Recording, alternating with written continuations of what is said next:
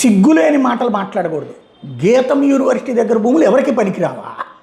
ఇది తెలుగుదేశం పార్టీ రాష్ట్ర అధ్యక్షులు వారు మాట్లాడతారా? గీతం భూములు క్రమబద్ధీకరించడం తప్పు లేదట. ఆ భూములు ఎప్పటి నుంచినో గీతం యూనివర్సిటీ మధ్యలోనే ఉన్నాయట.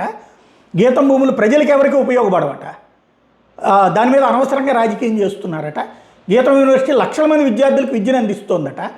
కాబట్టి అలా ఇవ్వడంలో తప్పేం లేదట. విద్యాసంస్థలకు భూములు ఇస్తుంటే రాజకీయం చేయడం తగదట. ఏ విద్యాసంస్థలకి?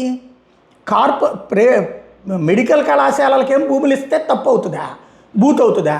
అవి మనం నడపలేమని ప్రైవేట్ వాళ్ళకి ఇస్తామా? పీపీపీ అంటామా?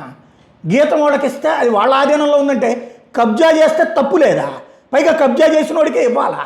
ప్రజలకు ఉపయోగం లేదా? ఏది ఆ ఏరియాలో ప్రజలకు ఉపయోగం లేదా? ఏం అపార్ట్మెంట్లు కట్టించాము నువ్వే? ఎంత వస్తుందో చూద్దాం, ఎన్ని కోట్లు వస్తుందో చూద్దాం.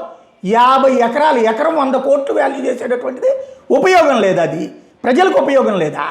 ఏ ప్రభుత్వానికి ఉపయోగం లేదా? పోనీ ప్రభుత్వ కార్యాలయాలకు ఎంతెంత ఖర్చు అవుతుంది అక్కడ? ఏం మాట్లాడుతున్నాం మనం? ప్రజలు ఎంత వెర్రివేదల్లాగా కనబడుతున్నారా? వాళ్ళు విద్యను అందిస్తున్నారా? డబ్బులు తీసుకోకుండా ఒక్కడికి ఫ్రీగా చూపెడతారు అనుకోండి. ఎవరికన్నా కనీసం అక్కడ వాళ్ళ హాస్టల్లో డబ్బులు లేకుండా ఉంటుంది అనుకోండి. ఎవరికి చెప్తున్నారు? ఏం మాట్లాడుతున్నాం మనం?